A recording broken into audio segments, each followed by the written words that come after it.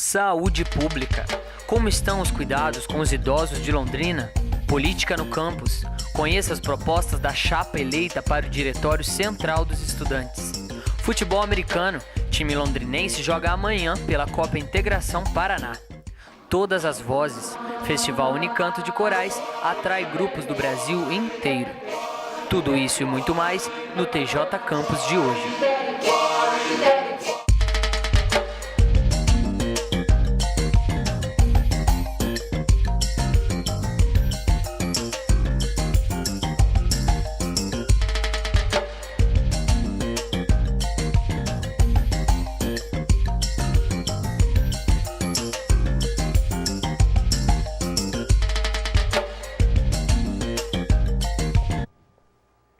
Boa noite. Londrina tem um grande número de idosos, quase 120 mil. Não é possível precisar quantos vivem acamados e, o que é pior, quantos não têm uma família para cuidar. Os repórteres Lucas Perezin e Lilian Cardoso questionam as ações do poder público para o enfrentamento desta realidade. Londrina tem hoje cerca de 120 mil habitantes acima dos 60 anos de idade, segundo a Secretaria Municipal do Idoso. Com a população vivendo cada vez mais, cresce a preocupação com os idosos acamados, que não podem sair de casa para receber atendimento médico. A Secretaria Municipal de Saúde tem se atentado ao envelhecimento da população e principalmente à questão dos idosos acamados. Existe muito abandono, né? Infelizmente, abandono, negligência, né? A falta de cuidado. Às vezes é um idoso cuidando de outro idoso, né? E isso é muito complicado para nós, que a gente acaba não dando conta dessa demanda, que às vezes ela está relacionada com a saúde, mas não é só a saúde, envolve outros setores. Além do atendimento médico e das visitas aos idosos acamados, o município promove o projeto Viver Bem, que reúne idosos para a prática de atividades físicas. Eu me sinto bem, né? Que tem muito alongamento, tem uma atividade assim, um pouquinho de ginástica também, eu faço bastante caminhada. Então é bom, né? Semana passada tinha 70 pessoas, né? Então dá para você fazer bastante amizade, conhecer muitas pessoas lá. Eu gosto, que é eu e Deus, né? Na minha casa. Então para mim é uma benção quando eu saio assim para conversar, senão só converso com a televisão. Com o aprimoramento das técnicas de medicina e a melhor qualidade de vida da população, as pessoas têm vivido cada vez mais. O município tem investido no auxílio aos idosos acamados. Mas será que o que o município tem feito até agora é suficiente? Quando fica comprovado que esse idoso não tem ninguém, ele é encaminhado para uma ILPI, um asilo, né? Uma instituição de longa permanência. Hoje o município paga 185 vagas nos 3 asilos da cidade. No Asilo São Vicente de Paulo, no Lar Maria Tereza Vieira e Lar dos Vovôs e das Vovós. E esse número é suficiente? Não, ainda não é. Nós temos sempre...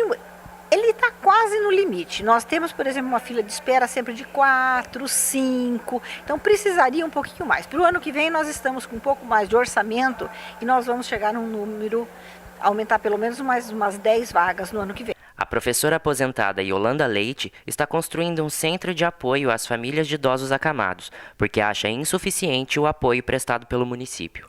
Eu percebo que está faltando projetos específicos e principalmente de apoio à família do idoso acamado. Quando eu falo a família mais carente, família de baixa renda. Então, ela não tem condição de pagar um cuidador de idoso para o idoso, né? Então, N necessidades, né? Na parte de higiene, na parte da alimentação, em todos, da saúde mesmo, né? Do cotidiano, do dia a dia. Então, a família sente falta, né, de apoio. A inauguração da Casa de Auxílio às Famílias de Idosos Acamados, coordenada pela Dona Yolanda, que você acabou de conhecer na reportagem, está prevista para o final deste mês. E para falar melhor sobre o assunto, o repórter Lucas Perezin está aqui no estúdio. Boa noite, Lucas. Boa noite, Matheus. Lucas, andando pela cidade, quais outras observações você fez sobre a realidade do idoso aqui na cidade? Então, durante a elaboração da matéria, a gente percebeu que existem muitos idosos na cidade em situação de abandono. os idosos eles chegam numa situação da vida que eles não os parentes somem ou morrem e eles ficam sozinhos.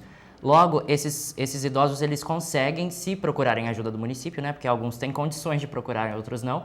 Se procurarem ajuda do município, a Secretaria Municipal do Idoso encaminha esses idosos que não tiverem família até uma casa de abrigo, uma casa de repouso ou um asilo. Aqueles que têm condições de se sustentar, eles continuam suas vidas sozinhos, mas não é a situação de todos, né? Bom, e nós vimos que a dona Yolanda precisou ter uma iniciativa própria para construir uma casa para atender esses idosos acamados. Quer dizer, então, que o auxílio do município ele não está sendo suficiente? Sim, não é suficiente. Segundo a Secretaria Municipal do Idoso, existe uma verba repassada para esses asilos mensal de R$ 1.200 por idoso. E a gente sabe que a necessidade deles, a demanda de materiais, de fralda geriátrica, de material de higiene pessoal e alimentação balanceada, é uma coisa que é custosa, né? É mais caro do que isso. E o município ele consegue sustentar 185 vagas para idosos por mês.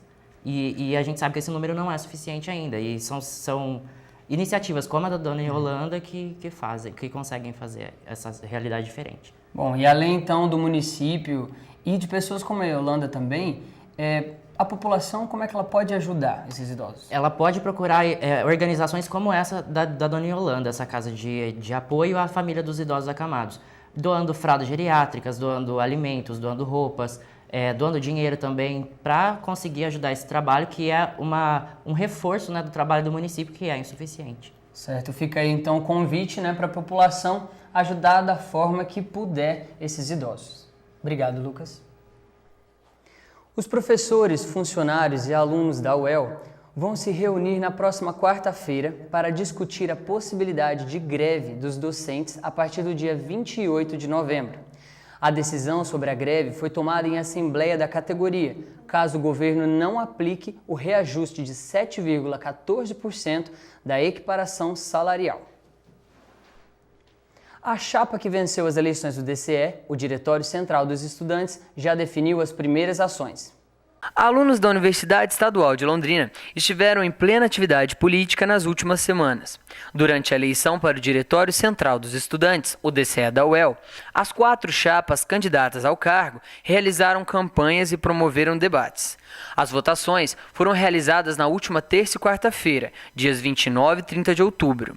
Os pontos de votação estiveram espalhados por todos os centros de estudo, no restaurante universitário, no hospital universitário e na clínica odontológica, para possibilitar a participação de todos. A apuração dos votos para a eleição do DCE da UEL terminou na manhã da última quinta-feira. Aproximadamente 3.000 alunos foram às urnas. A chapa vencedora foi Necessidade e Vontade, com 1.643 votos. Converso agora com os representantes da chapa. Quais serão as primeiras ações da nova gestão assim que assumir o DCE? A primeira ação vai ser chamar uma assembleia geral com os estudantes para a gente oficializar as nossas comissões, né? A ideia é que se faça uma assembleia no campus, uma assembleia na Odonto e uma assembleia também no HU, para a gente englobar o máximo possível de estudantes da universidade. Muitos alunos da UEL desconhecem o DCE e a sua função na universidade. Como mudar essa realidade interna? Bom, a ideia é que o DCE seja em contato direto com estudantes, né? Que o DCE também é composto por estudantes. Então, uma das ideias seria reviver o nosso espaço DCE, tanto aqui no campus quanto no centro, para que possa ser um espaço de socialização entre os estudantes, para que eles possam ter prazer de vir, assim, se organizarem. Outras ideias é montar painéis atualizados do DCE em todos os centros, para que eles possam saber o que está acontecendo na universidade, e montar uma barraca no RU do DCE, tanto no almoço quanto na janta, para que os estudantes possam chegar e dialogar com os membros, assim, e já aproveitar para emprestar canecas, por exemplo. Além de, mais pra frente, montar uma rádio móvel no RU também, para divulgar nossas ideias, assim, e as pautas de luta que estão acontecendo. Como vai ser a dinâmica do novo DCE para desenvolver as propostas estabelecidas em campanha? Bom, todas as pautas serão tiradas coletivamente através das comissões de trabalho. E nós estimularemos os alunos a participarem dos colegiados, dos conselhos de curso, do conselho administrativo e do conselho universitário, que só assim a gente vai conseguir levar as nossas demandas até os órgãos administrativos da UEL. E dessa forma, toda a administração, inclusive a reitoria, ficará sabendo quais as reais demandas dos estudantes da universidade. Obrigado. A chapa 3, Necessidade e Vontade, assume o DCE ainda em novembro. Wellington Vitor, para TJ Campus. Vale lembrar que a chapa eleita assume o DCE após validação do processo eleitoral pelo Conselho Deliberativo, composto pelos centros acadêmicos ativos da UEL. O conselho deverá ser realizado na próxima semana e é aberto para a participação de todos os alunos, mas apenas os representantes dos CAs têm poder de voto. E veja no próximo bloco, time londrinense de futebol americano se prepara para jogo decisivo neste sábado. E mais, tecnologia alemã constrói casa em 3 horas na UEL.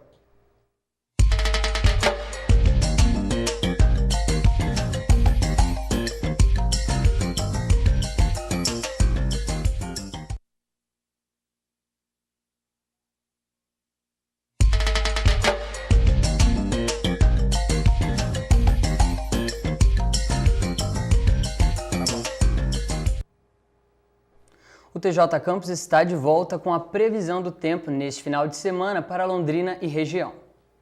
Sábado em Londrina, mínima de 18 graus e máxima de 32 graus, com previsão de pancadas de chuva durante a tarde. No domingo, a mínima é de 19 e a máxima de 26 graus. Sábado em Maringá, a mínima é de 19 graus e máxima de 33 graus. Domingo, a mínima é de 21 e a máxima de 26 graus. Na capital, Curitiba, o sábado é frio, com mínima de 15 graus e máxima de 26 graus. No domingo, o céu fica parcialmente nublado, com mínima de 16 graus e máxima de 23 graus. A Federação Paranaense de Futebol Americano realiza amanhã um jogo decisivo da Copa Integração Paraná e Londrina marca presença na partida. Quem vai falar mais sobre o assunto ao vivo é a repórter Bruna Ferrari. Boa noite, Bruna. Boa noite, Matheus. A expectativa para o jogo de amanhã é grande e no último domingo o TJ Campus direto roda o VT, treino tá vendo? Depois que ela fala. Quem pensa que o futebol americano só existe nos Estados Unidos está enganado. O Brasil também tem diversas equipes, inclusive Londrina, onde estão 2 delas. O time londrinense Barons, que está para completar 2 anos, foi batizado assim em homenagem aos Barões do Café da cidade. Hoje, com 40 jogadores, a equipe treina 4 vezes por semana e, no momento, se prepara para a disputa do 3º lugar da Copa Integração de Futebol, que vai ser neste sábado em Foz do Iguaçu contra os Pyrons de Maringá. A disputa do futebol americano é como uma competição por território e é comum as pessoas acharem um jogo violento. Para falar mais sobre isso, o capitão de defesa dos Barons. Bruno, você considera o futebol americano um jogo violento? Eu acho que eu não considero violento, porque a gente usa equipamento adequado para jogar, né? Aqui é um capacete, por exemplo, que protege a cabeça, né? Tem o protege a ombreira. Então, acho que não considero muito violento, não. E como que surgiu a ideia de criar um time de futebol americano aqui em Londrina? Bom, passou de uma turma que já praticava o esporte aqui em Londrina, né? Então, eles queriam sair de uma situação de lazer e se tornar um time competitivo. Então, eles formaram esse time agora, que a gente está 1 ano e meio aí, competindo. Amanhã vocês têm uma disputa importante contra Maringá. Como que é a expectativa?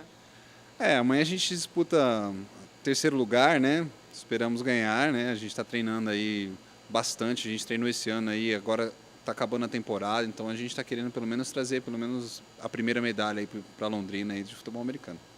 Obrigada, boa sorte para vocês amanhã. Quem quiser saber mais sobre o futebol e sobre o esporte, pode entrar em contato com o time através da página no Facebook. Londrina Barons Futebol Americano. Bruna Ferrari para o TJ Campus. 3 horas foi o tempo suficiente para uma casa ser construída no Centro de Tecnologia Urbanismo da UEL hoje à tarde. Uma casa de 43 metros quadrados foi construída em 3 horas no CTU hoje à tarde. Para realizar a obra, foi utilizada uma tecnologia alemã de construção a seco. Além da rapidez, o custo para levantar a casa é baixo. Somados materiais e mão de obra, o valor é de aproximadamente R$ 28 mil. A casa traz conceitos sustentáveis, como eficiência energética e redução dos resíduos da construção. Nos próximos dias, o CTU vai receber um novo protótipo desse tipo de moradia. O protótipo da casa será doado ao CTU. A moradia tem uma durabilidade superior a 50 anos. E veja no próximo bloco. Sai resultado da primeira fase da licitação para reconstruir o Teatro Ouro Verde. E ainda, apresentações do Festival Unicanto de Corais acabam amanhã.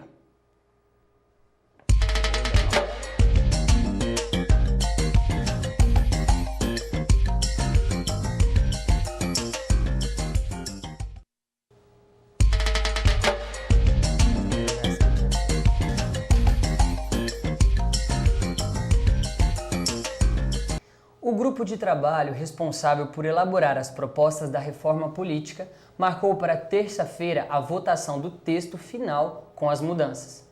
O texto deveria ter sido votado ontem, mas os deputados não entraram em acordo sobre acabar com a reeleição de chefes do Executivo e fixar mandato de 5 anos. Apesar de não ter sido aprovado, alguns pontos do texto já foram decididos, como voto facultativo e sistema distrital proporcional para eleições de deputados federais. Outra mudança poderá estabelecer limites de gastos e doações nas campanhas eleitorais. Para entrar em vigor, as propostas devem ser aprovadas em 2 turnos de votação na Câmara e no Senado, com 60% dos votos. As mudanças não valem para as eleições do ano que vem.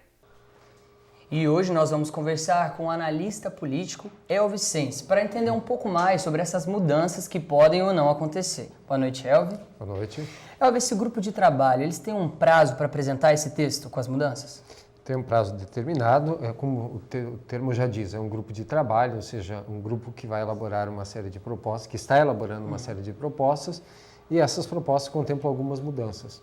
Resta saber depois se ao serem analisadas e votadas, essas propostas de mudança elas vão ser encampadas exatamente pelos parlamentares. Né? Certo. E como nós vimos então na matéria, as eleições para deputado federal, elas vão ter que passar pelo sistema distrital proporcional. O que isso quer dizer? O nosso sistema hoje, nós votamos para um candidato a deputado, por exemplo, ele pode ser de qualquer lugar do nosso estado, ele aparece aqui pedindo votos, mas ele tem a sua base eleitoral, por exemplo, em Curitiba ou no oeste ou qualquer extremo do estado. O sistema distrital, o eleitor vota num candidato da sua região. Isso tem um aspecto positivo porque, em tese, compromete o candidato exatamente na sua base eleitoral. Por outro lado, em função da história política brasileira, isso também pode gerar, por exemplo, coronéis da política, reforçar em cada região um dono de uma determinada região. Nós já temos deputados que mandam nos partidos, né? Aí nós teríamos donos que mandariam nos diversos distritos e aí nós teríamos uma política pior do que a que nós temos hoje. Então, nós precisamos, em grande parte, aprimorar os modelos, mas também mudar a cultura política. Certo. E você, como analista político, você acredita que essa reforma política ela vai sair do papel? Dificilmente. Em primeiro lugar, porque uma reforma política séria precisa ser discutida com a sociedade. Não é isso que está acontecendo.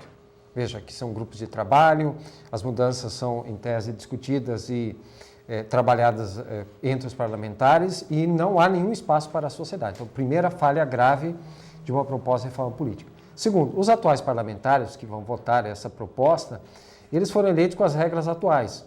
Veja bem, se as regras forem mudadas, talvez alguns se sintam ameaçados exatamente de não conseguir mais o seu espaço político em virtude das novas regras. Ou seja, qual é a lógica de um parlamentar? Por que mudar se eu conseguir me eleger exatamente com as regras atuais? E como eu disse, há um problema muito sério. Não se está discutindo isso com a sociedade. E uma reforma política que chega aos parlamentares sem passar pelo crivo da sociedade é uma reforma política deficitária de legitimidade. Ok. Obrigado, Elvin. 3 empresas disputaram a primeira fase para a licitação que vai reconstruir o Teatro Ouro Verde. A UEL divulgou nesta semana a classificação das empresas que disputaram a licitação para a reconstrução do Teatro Ouro Verde. A proposta classificada em primeiro lugar veio da empresa londrinense Regional Planejamento e Construções Civis, por pouco mais de 12 milhões e meio de reais. A segunda proposta classificada veio da empresa curitibana RAC Engenharia e Comércio Limitada, por aproximadamente 13 milhões e meio de reais. Uma empresa paulista apresentou uma proposta de menor valor do que as outras, mas foi desclassificada por não atender requisitos técnicos e documentais do edital. O governo do estado e a Rádio e TV Educativa lançaram nesta semana o projeto Paraná FM. O programa visa estimular a produção musical e descobrir novos talentos paranaenses. As inscrições são gratuitas e podem ser feitas no site www.paraná.fm, que também funciona como uma rede musical para os artistas. As inscrições vão até o dia 8 de dezembro. E falando em música, confira agora a agenda cultural de Londrina. Começou hoje a exibição da peça Eu Sei Que Vou Te Amar, inspirada na canção de Vinícius de Moraes. O espetáculo é realizado pela Escola Municipal de Teatro e comemora o centenário do poeta. A peça terá apresentações amanhã e domingo, às 21 horas. O valor da entrada é R$10 a inteira e R$5 a meia. O teatro fica na rua Souza Naves, número 2380. No Cine Contour UEL está sendo exibido o filme Tese sobre um Homicídio, que narra um crime ocorrido próximo à universidade. O especialista em direito criminal Roberto Bermudez passa a crer que seu aluno Gonzalo seja o autor do crime e o esteja desafiando a um jogo de inteligência. O filme é exibido diariamente às 8h30 da noite no Cine Contour. Thor, o Mundo Sombrio. O super-herói Thor luta para restaurar a ordem no mundo, mas uma raça liderada pelo Vingador Malekith tenta levar o universo de volta às trevas. O filme está sendo exibido no Multiplex Catuaí, Cinesystem Norte Shopping, Cinema Lumière, no Royal Plaza e Cinemark, no Shopping Boulevard. Juan e Evita, uma história de amor. Em 1944, um terremoto na cidade argentina de San Juan acabou aproximando o coronel viúvo Juan Domingo Perón e a jovem atriz de rádio Eva Duarte, dando início à famosa história de amor abalada pela ditadura no país. O filme está sendo exibido diariamente no Cinema Lumière. O Centro de Educação Física e Esporte da UEL está com inscrições abertas para o Festival de Dança da Universidade. O espetáculo trará manifestações culturais e criações artísticas dos alunos do curso de Educação Física e conta com a participação de academias e escolas de dança. O festival será no dia 13 de novembro, às 10 horas da manhã, e no dia 27 de novembro, às 7 horas da noite, no Centro de Educação Física. As inscrições custam R$5. Informações pelo telefone 3371-4238. Perdão, 3371-4238. Termina amanhã o Festival Unicanto de Corais. O TJ Campus acompanhou ensaios dos coralistas e conseguiu informações sobre a edição comemorativa do próximo ano. A reportagem é de Maurício Paniza e Heloísa Fiamma Santos.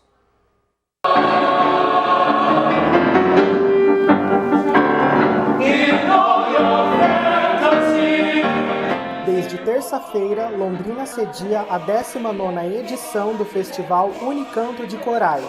O evento já é tradicional no calendário cultural da cidade e agrega corais dos 4 cantos do país e até do exterior.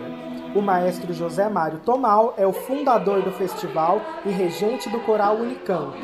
Ele recebeu o TJ Campus durante um ensaio no Teatro Marista e fala sobre a trajetória do festival. Nós temos um coral chamado Unicanto em Londrina e ele esteve por diversas vezes em vários festivais no sul do Brasil. Na Liga do Alto Uruguai. E o que ocorria é que em Londrina não existia um festival de coros. E quando nós íamos para o festival de fora, todo mundo falava que nós teríamos que fazer um festival. E é onde surgiu, para comemorar os 10 anos do Unicanto, o Festival Unicanto de Corais, hoje na 19ª edição. E dessa 19ª edição, que a gente está indo da metade para o fim, como está o andamento, o que o público pode esperar ainda dessa edição? A diversidade musical. Eu acho que nós temos aqui reunido o Nordeste brasileiro, o Sul do Brasil, a região Centro-Oeste, então Sudeste. Então é uma diversidade de cultura muito grande. O Brasil é um país policultural e isso automaticamente influi dentro da música. Nesses 5 dias de Festival Unicanto, participam 24 corais de Londrina e região e de 4 estados brasileiros. O palco central é aqui, no Teatro Marista, por onde passam 800 coralistas e 7 corais em média por noite. Os corais Maria Penedo e Canta Vitória vieram do Espírito Santo para participar do Unicanto. A predominância dos 2 coros são músicas populares e folclóricas, mas o coral Maria Penedo está trazendo uma estrada do rock, que vem dos anos 50, 60, 70, 80 e 90. Então isso vai ser feito no sábado. Entre os corais que se apresentam no Festival Unicanto, alguns surgiram em empresas. Esta auxiliar administrativa garante que a atividade só trouxe benefícios. A prática do canto coral ajudou muito na integração dentro da própria empresa, dos departamentos, um entre o outro. A amizade melhorou bastante, consequentemente o trabalho, porque de quem você é amigo, você se relaciona melhor, certo? Então isso foi muito importante para nós. E também o canto coral ajuda muito no trabalho, numa parte, digamos, de como se tirasse o estresse, porque a gente tem a correria do dia a dia e tal, papel de um lado, papel do outro, todo esse trabalho, e o canto coral ajuda a gente a desestressar, tranquilizar e voltar para o trabalho com mais ânimo e vontade. Para o próximo ano, José Mário garante uma programação especial em comemoração aos 20 anos do Unicamp. A abertura do ano que vem será com um coro e uma orquestra da Alemanha, fazendo Paixão e Morte segundo São Mateus, aqui no Marista. Teremos uma orquestra e um coro da Suécia, um coro da Universidade de Frankfurt, um coro da Universidade da Holanda, Amsterdã, temos um coro de Canadá, que está vindo também, Venezuela, Colômbia, Chile e Argentina, fora os corais do Brasil.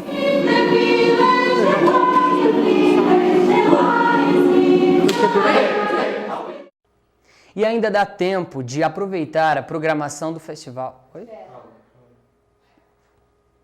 E ainda dá tempo de aproveitar a programação do Festival Unicanto.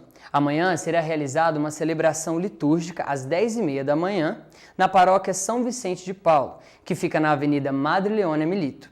À noite tem a última apresentação dos corais, no Teatro Marista, às 8 da noite. O TJ Campus fica por aqui. Obrigado pela sua companhia. Tenha uma boa noite.